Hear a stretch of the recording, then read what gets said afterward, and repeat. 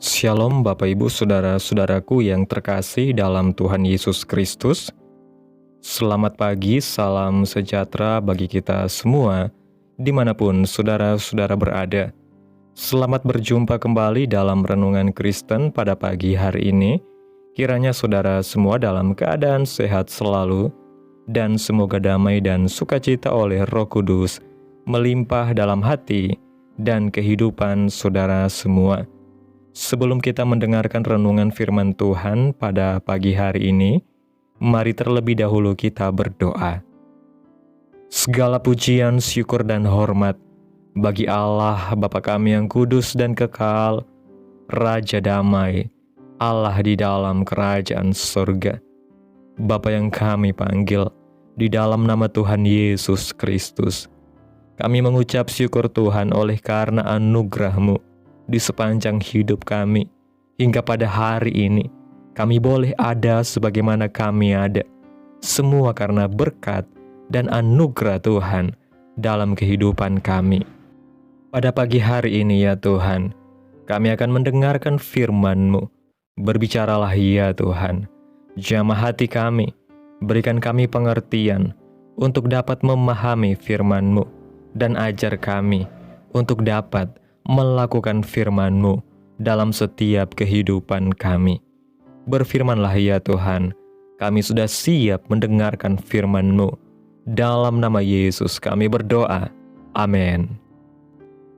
Bapak Ibu Saudaraku yang terkasih, ayat renungan kita pada pagi hari ini terdapat dalam kitab Mazmur pasal 12 ayat 7 yang berkata demikian. Janji Tuhan adalah janji yang murni, bagaikan perak yang teruji, 7 kali dimurnikan dalam dapur peleburan di tanah. Bapak Ibu Saudaraku yang diberkati Tuhan, Alkitab banyak mencatat bahwa Tuhan tidak menyukai orang fasik, dan mungkin juga di antara kita ada yang belum mengerti tentang orang fasik dan mengapa Tuhan tidak menyukai mereka. Siapakah yang disebut dengan orang fasik? Jika dalam suatu kelompok orang-orang yang memakai baju merah atau tali merah akan disebut kelompok merah, maka dengan demikian orang fasik adalah mereka yang melakukan perbuatan fasik. Jika Tuhan tidak menyukai orang fasik, maka kita sudah dapat mengira atau mempunyai pandangan bahwa mereka ini adalah orang-orang yang melakukan kejahatan atau hal-hal yang tidak sesuai dengan firman Tuhan. Orang fasik tidak datang menghadap Tuhan sebab mereka tidak percaya bahwa Tuhan itu ada. Orang fasik hanya percaya kepada kemampuan dirinya sendiri, sehingga mereka tidak pernah meminta pertolongan Tuhan. Mereka bukan saja tidak percaya kepada Tuhan, mereka juga menolak setiap nasihat firman Tuhan. Bahkan orang fasik tidak hidup dalam kasih dan tidak mengerti bagaimana mengasihi sesamanya manusia. Orang fasik menentang kebenaran dan keadilan. Mereka melakukan segala cara untuk memuaskan keinginan nafsu manusia. Tuhan mengingatkan kita untuk jangan sampai membuka celah dan hidup dengan gaya hidup seperti orang fasik. Jangan sampai kita yang sudah menjadi orang percaya dan sudah dikenal orang banyak bahwa kita beragama Kristen dan disebut dengan pengikut Kristus, namun kehidupan kita hampir sama dengan mereka yang hidup dalam kefasikan. Itu sebabnya Rasul Paulus memberikan nasihat supaya kita berhati-hati dalam pergaulan, supaya keadaan baik dalam diri kita tetap terpelihara, yaitu kebiasaan-kebiasaan hidup yang berkenan di hadapan Tuhan. Dengan demikian, kita berhak menerima janji-janji Tuhan. Bapak Ibu Saudaraku yang diberkati Tuhan, janji Tuhan adalah janji yang murni, bagaikan perak yang teruji, 7 kali dimurnikan dalam dapur peleburan di tanah. Ini adalah pernyataan yang kuat dan indah dari pemazmur tentang kemurnian janji-janji Tuhan, janji yang tidak bercampur dengan kepalsuan, tidak mengandung tipu daya, dan tidak dapat dilanggar. Janji Tuhan adalah jaminan yang pasti dapat diandalkan dan kekal. Namun kita juga perlu memahami bahwa janji-janji Tuhan tidak diberikan kepada semua orang secara sembarangan, melainkan kepada mereka yang hidup dalam kebenaran dan takut akan Dia. Tuhan tidak akan mencurahkan perkenanannya atas orang fasik, mereka yang menolak hukum Tuhan, yang mengandalkan kekuatan sendiri, dan yang dengan sengaja berjalan dalam ketidakbenaran. Bahkan dalam berbagai bagian firman Tuhan kita melihat bagaimana Tuhan menjauhkan diri dari mereka yang menolak perintah-Nya, dan bagaimana murka-Nya dinyatakan atas ketidakadilan serta kekerasan hati.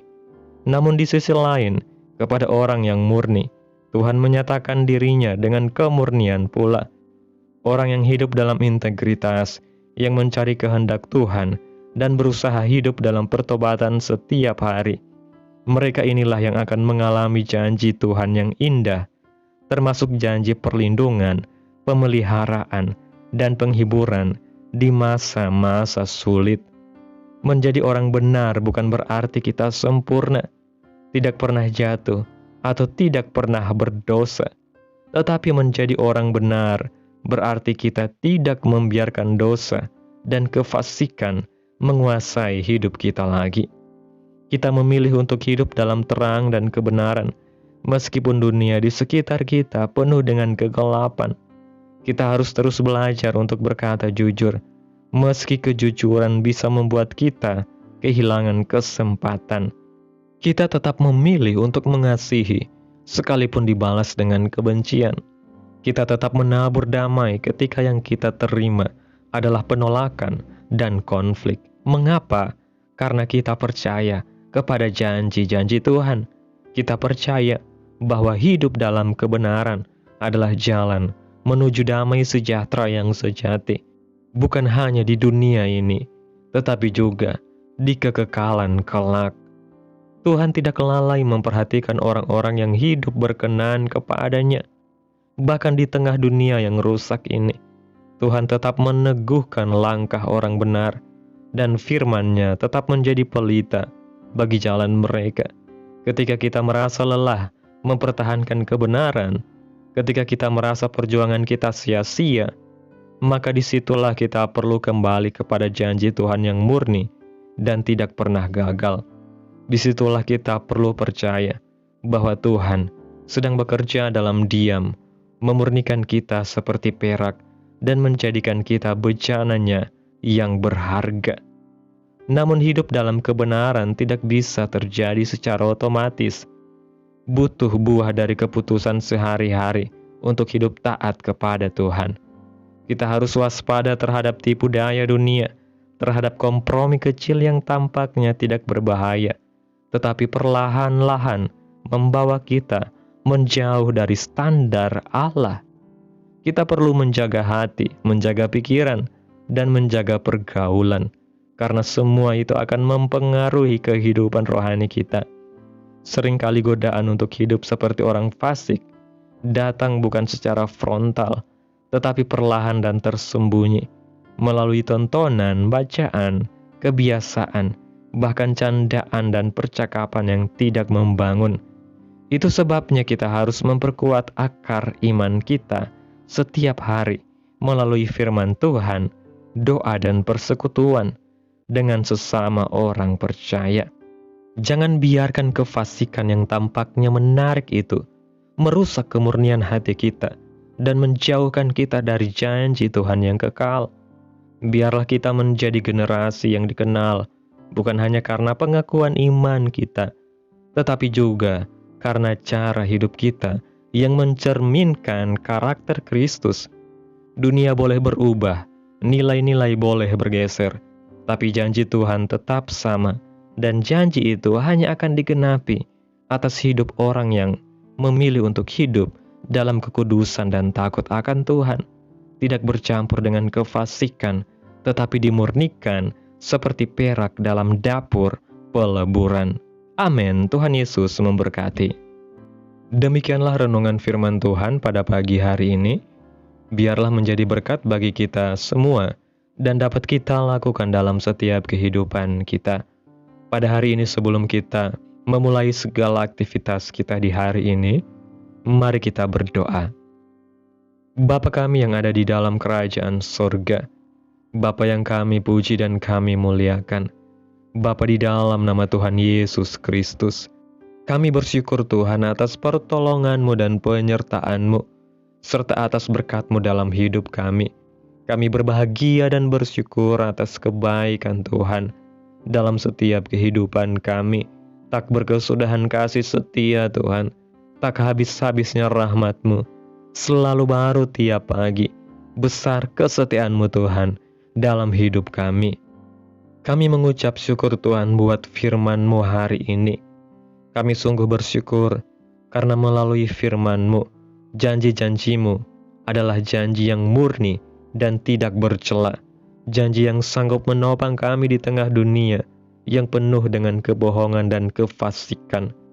Tolonglah kami ya Tuhan, agar kami tidak tergoda untuk hidup seperti orang fasik, tetapi justru memilih untuk berjalan dalam kebenaran-Mu tiap hari.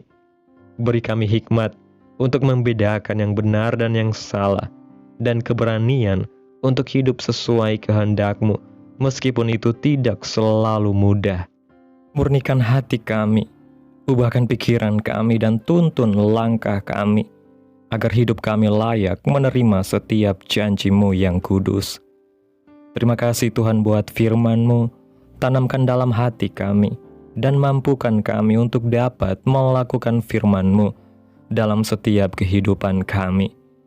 Biarlah perkataan firman-Mu terus menyegarkan jiwa kami, menghidupkan hati yang lemah dan lesu, dan membangkitkan harapan dan kasih. Berkati umat-Mu yang sudah mendengarkan firman-Mu hari ini. Berkati di setiap saat, tempat, dan kondisi hidup mereka, agar senantiasa selalu merindukan dan membutuhkan firman Tuhan sebagai pelita kebenaran yang memerdekakan dan penghiburan yang menguatkan. Ajarilah kami bahasa firman-Mu dan bimbinglah kami untuk selalu hidup sesuai kehendak-Mu, agar kami selalu dekat kepada-Mu. Terima kasih Tuhan Yesus buat kesempatan hidup yang masih Engkau berikan. Kami mau pakai untuk hormat dan kemuliaan nama-Mu. Segala pergumulan dan persoalan hidup kami serahkan di dalam tangan-Mu. Engkau yang akan menyelesaikannya bagi kami. Kami hanya berharap kepada-Mu. Hamba berdoa ya Tuhan, buat umat-umat-Mu yang sudah mendengarkan renungan pada pagi hari ini, yang saat ini sedang mengalami sakit penyakit, pergumulan masalah, kebutuhan ekonomi. Kiranya Tuhan jamah kehidupan umat-umat-Mu. Tuhan sembuhkan sakit penyakit mereka. Pulihkan keadaan umat-umat-Mu. Berkati perekonomian mereka ya Tuhan. Serta berikan jalan keluar dalam setiap pergumulan masalah yang umat-umat-Mu sedang hadapi. Dan ajarlah kami ya Tuhan untuk selalu berharap dan percaya sepenuhnya kepada Tuhan Yesus. Kiranya Tuhan Yesus terus memberkati kehidupan kami, keluarga kami, sanak saudara kami, daerah tempat tinggal kami, bangsa dan negara kami, pemerintah-pemerintah kami. Biarlah semuanya dalam perlindungan-Mu ya Tuhan, dan jadilah sesuai kehendak-Mu yang terbaik dalam kehidupan kami. Pada hari ini Tuhan, kami anak-anak-Mu akan melakukan berbagai aktivitas. Kami akan bekerja dan menjalankan tanggung jawab kami. Kiranya Tuhan yang mampukan. Kami serahkan seluruh rencana dan agenda hari ini ke dalam tangan Tuhan. Biar Tuhan yang berkarya dan biarkan semua rencana sesuai dengan kehendak-Mu. Tutup bungkus kami oleh kuasa-Mu Tuhan.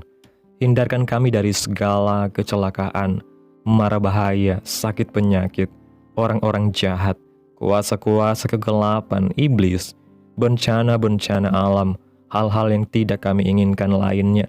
Tuhan singkirkan, Tuhan jauhkan, Tuhan hancurkan, hanya di dalam nama Yesus. Ampuni dosa dan kesalahan kami Tuhan. Jadikan kami pribadi yang lebih baik setiap harinya. Jagai kehidupan keluarga kami. Berikan kami kesehatan dan tuntun kami untuk selalu berada di jalan-Mu yang benar. Terima kasih Tuhan Yesus yang baik. Inilah yang menjadi doa kami. Mari kita berdoa. Bapa kami, Bapa kami yang di surga, dikuduskanlah nama-Mu, datanglah kerajaan-Mu, jadilah kehendak-Mu di bumi seperti di surga.